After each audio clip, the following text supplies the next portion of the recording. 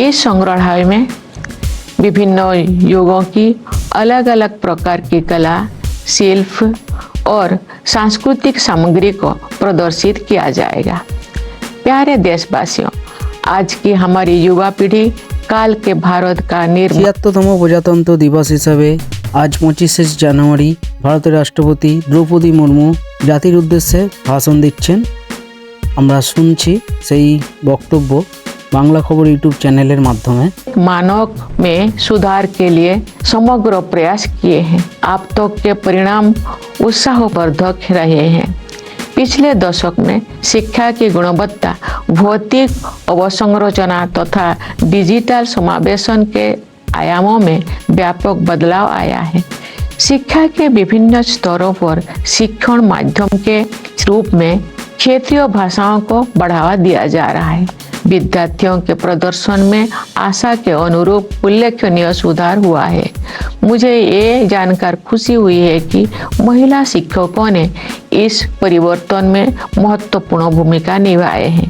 पिछले दशक के दौरान नियुक्त शिक्षकों में महिला की भागीदारी 60% से अधिक है। व्यावसायिक शिक्षा और कौशल विकास का विस्तार तथा इन्हें मुख्य धारा में शामिल किया जाना स्वागत योग्य उपलब्धि है। इस प्रक्रिया को आगे बढ़ाते हुए अब हमारे युवाओं को योजनाबद्ध तरीके से कॉरपोरेट सेक्टर में इंटर्नशिप के अवसर प्रदान किए जा रहा है। स्कूल स्तर की शिक्षा का आधार मजबूत बनाने के साथ साथ हमारे देश में विद्यार्जन की विभिन्न शाखाओं, विशेष रूप से विज्ञान और प्रौद्योगिकी के क्षेत्रों में नई ऊंचाइयां हासिल की जा रही है। इंटेलेक्चुअल प्रॉपर्टी फाइलिंग की दृष्टि से भारत का विश्व में छोटा स्थान है। ग्लोबल इनोवेशन इंडेक्स में भारत की रैंकिंग लगातार बेहतर हुई है। वर्ष 2020 में भारत 48वें स्थान पर था। स्थिति में सुधार करते हुए वर्ष 2024 में भारत 39वें स्थान पर आ गया है।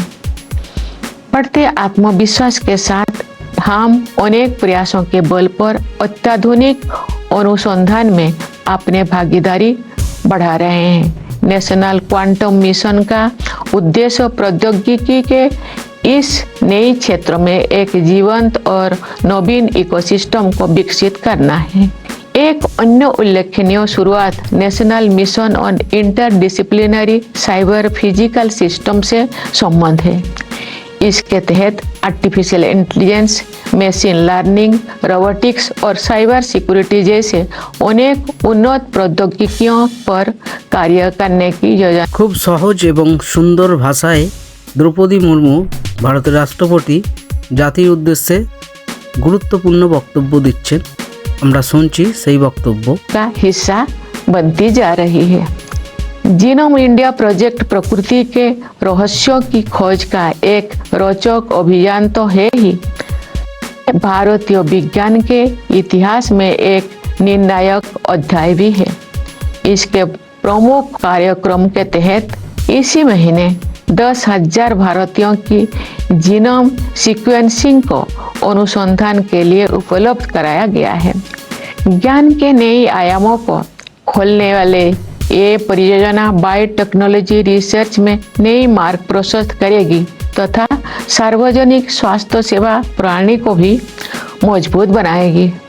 भारतीय अंतरिक्ष अनुसंधान संगठन ने हाल के वर्षों में अंतरिक्ष विज्ञान के क्षेत्र में बहुत बड़ी उपलब्धियां हासिल की है। इस महीने इसरो ने अपने सफल स्पेस डॉकिंग एक्सपेरिमेंट से देश को एक बार फिर गौरवान्वित किया है। भारत अब विश्व का चौथा देश बन गया है जिसके पास ये क्षमता उपलब्ध है। एक राष्ट्र के रूप में हमारा बढ़ता आत्मविश्वास खेलों के क्षेत्र में भी दिखाई देता है। हमारे खिलाड़ियों ने सफलता के प्रभावशाली अध्याय रचे हैं। पिछले वर्ष हमारे खिलाड़ियों ने ओलंपिक खेलों में अच्छा प्रदर्शन किया है। पैरा ओलंपिक खेलों में हमने अपना अब तक का सबसे बड़ा दल भेजा जिसने अब तक का सर्वश्रेष्ठ प्रदर्शन किया। फीडे शतरंज ओलंपियाड में हमारे खिलाड़ियों ने विश्व समुदाय को अपने प्रदर्शन से प्रभावित किया तथा पुरुषों और महिला खिलाड़ियों ने स्वर्ण पदक जीते। वर्ष 2024 में डी गुकेश ने अब तक का सबसे कम उम्र का विश्व चैंपियन बनकर इतिहास रच दिया। देश भर में जमीनी स्तर पर प्रशिक्षण सुविधाओं में बहुत सुधार हुआ है और इसके बल पर हमारे खिलाड़ियों ने विजयी होकर हमें गौरवान्वित किया है। साथ ही उन्होंने अगले पीढ़ी को और भी ऊंचे लक्ष्य प्राप्त करने के लिए प्रेरित किया है।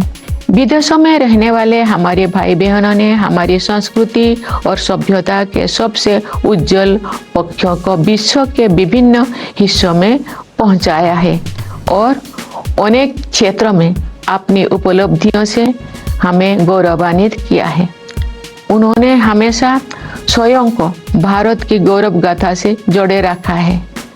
जैसा कि मैंने इसी महीने प्रवासी भारतीय दिवस के अवसर पर कहा था, वर्ष 2047 तक विकसित भारत के निर्माण में प्रवासी भारतीयों की सक्रिय और उत्साहपूर्ण भागीदारी पर मुझे पूरा भरोसा है। प्यारे देशवासियों, विभिन्न क्षेत्रों में महत्वपूर्ण और उल्लेखनीय प्रगति के बल पर हम अपना सिर ऊंचा करके भविष्य की ओर कदम बढ़ा रहे हैं। हमारे युवा, विशेषकर हमारी बेटियां, देश के उज्जवल भविष्य का निर्माण करेगी। जब हम अपनी स्वतंत्रता की शताब्दी मना रहे होंगे, तब के भारत का उज्जवल भविष्य हमारे युवाओं के सपनों में आकार ले रहा है और जब आज के बच्चे वर्ष 2050 की 26 जनवरी के दिन राष्ट्रध्वज को सलामी दे रहे होंगे, तो वे अपनी अगली पीढ़ी को ये बता रहे होंगे कि हमारा देश की गौरव यात्रा हमारी अतुलनीय संविधान से प्राप्त मार्गदर्शन के बिना संभव ना हुई होती। हमारी भावी पीढ़ियां विश्व पटल पर स्वाधीन भारत के आदर्शों को चरितार्थ करेंगी। मैं राष्ट्रपिता महात्मा गांधी के संदेश का उल्लेख करना चाहूंगी। बापू ने कहा था, यदि स्वराज का अभिप्राय हमें सभ्य बनाना और हमारी सभ्यता को शुद्ध और स्थायी बनाना नहीं है, तो इसकी कोई कीमत नहीं है। हमारी सभ्यता का सार ये है कि अपने सभी मामलों में, चाहे वे राजनीतिक हो या निजी, नैतिकता को सर्वोत्तम स्थान दिया जाए। आइए आज के दिन हम गांधी जी के सपनों को साकार करने के लिए अपनी प्रतिबद्धता को दोहराएं।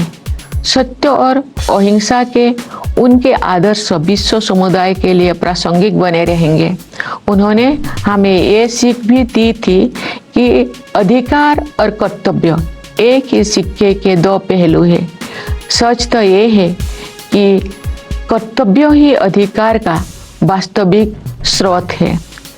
सभी के प्रति करुणा के बारे में उनकी शिक्षा को भी हम याद करें। वे कहते थे कि हमें केवल मनुष्यों के प्रति ही नहीं, बल्कि अपने आसपास के पशु पक्षियों, पेड़ पौधों, नदियों और पहाड़ों के प्रति भी संवेदना का भाव रखना चाहिए। हम सभी का कर्तव्य है कि जलवायु परिवर्तन के वैश्विक संकट का सामना करने के प्रयासों में अपना योगदान अवश्य दें। इस संदर्भ में 2 अनुकरणीय प्रयास किए गए हैं। विश्व स्तर पर Bharat mission lifestyle for environment नामक एक जन आंदोलन का नेतृत्व कर रहा है। इसका उद्देश्य पर्यावरण के संरक्षण और संवर्धन में व्यक्तियों और समुदायों को अधिक सक्रिय होने के लिए प्रेरित करना है। पिछले वर्ष विश्व पर्यावरण दिवस के अवसर पर हमने अपनी मातृशक्ति के साथ साथ जीवनदायिनी प्रकृति की पोषण शक्ति के प्रति सम्मान व्यक्त करते हुए एक पेड़ माँ के नाम के संदेश के साथ एक अनूठा अभियान शुरू किया था। इस अभियान का 80 करोड़ पौधे लगाने का लक्ष्य समय सीमा से पहले ही पूरा कर लिया गया है। विश्व समुदाय ऐसे अभिनव प्रयासों से सीख ले सकते हैं। लोग ऐसे प्रयासों को स्वयं के आंदोलन के रूप में अपना सकते हैं। प्यारे देशवासियों, मैं एक बार फिर आप सभी को गणतंत्र दिवस की बधाई देती हूं। गणराज्यों का आधार ग्रंथ यानी भारत का संविधान लागू हुआ था। लगभग 3 वर्ष के विचार विमर्श के बाद संविधान सभा ने 26 नवंबर 1949 के दिन संविधान को अंगीकृत किया था। इसी उपलक्ष्य में 26 नवंबर का दिन वर्ष 2015 से संविधान दिवस के रूप में मनाया जाता है। गणतंत्र दिवस का उत्सव सभी देशवासियों के लिए सामूहिक उल्लास और गौरव का विषय है। ये कहा जा सकता है कि किसी राष्ट्र के इतिहास में 75 साल का समय पलक झपकने जैसा होता है, लेकिन मेरे विचार से भारत के पिछले 75 वर्षों के संदर्भ में ऐसे बिल्कुल नहीं कहा जा सकता है। ये वो कालखंड है जिसमें लंबे समय से सोई हुई भारत की आत्मा फिर से जागी है और हमारा देश विश्व समुदाय में अपना समुचित स्थान प्राप्त करने के लिए अग्रसर हुआ है। विश्व के प्राचीनतम सभ्यताओं में शामिल भारत को ज्ञान और विवेक का उद्गम माना जाता था, लेकिन भारत को एक अंधकारमय दौर से गुजरना पड़ा। औपनिवेशिक शासन में अमानवीय शोषण के कारण देश में घोर गरीबी व्याप्त हो गई। आज के दिन सबसे पहले हम उन शूरवीरों को याद करते हैं जिन्होंने मातृभूमि को विदेशी शासन की बेड़ियों से मुक्त करने के लिए बड़ी से बड़ी कुर्बानी दी। उनमें से कुछ स्वाधीनता सेनानियों के बारे में लोग जानते हैं, लेकिन बहुतों के बारे में उन्हें जानकारी नहीं थी। इस वर्ष हम भगवान बिरसा मुंडा की 150वीं जयंती मना रहे हैं। वे ऐसे अग्रणी स्वाधीनता सेनानियों में शामिल हैं जिनकी भूमिका को राष्ट्रीय इतिहास के संदर्भ में आप समुचित महत्व दिया जा रहा है। 20वीं सदी के आरंभिक दशकों में स्वाधीनता सेनानियों के संघर्षों ने संगठित राष्ट्रव्यापी आंदोलन का रूप ले लिया। देश का सौभाग्य था कि महात्मा गांधी, रविंद्रनाथ टैगोर और बाबा साहेब आम्बेडकर जैसे महान विभूतियों ने हमारे देश के लोकतांत्रिक मूल्यों को फिर से जीवंत बनाया। न्याय, स्वतंत्रता, समता और बंधुता केवल सैद्धांतिक अवधारणाएं नहीं है, जिनका परिचय हमें आधुनिक युग में प्राप्त हुआ है। আপনারা শুনছিলেন দ্রৌপদী মুর্মু, ভারতের রাষ্ট্রপতি, যিনি জাতির উদ্দেশ্যে খুব গুরুত্বপূর্ণ একটি বক্তব্য রাখছিলেন।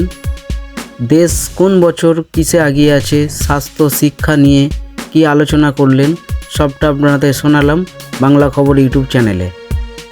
যারা এখনও পর্যন্ত আমাদের চ্যানেলটি সাবস্ক্রাইব করেননি, অবশ্যই সাবস্ক্রাইব করে নেবেন। আপনারা দেখছেন বাংলা খবর ইউটিউব চ্যানেল।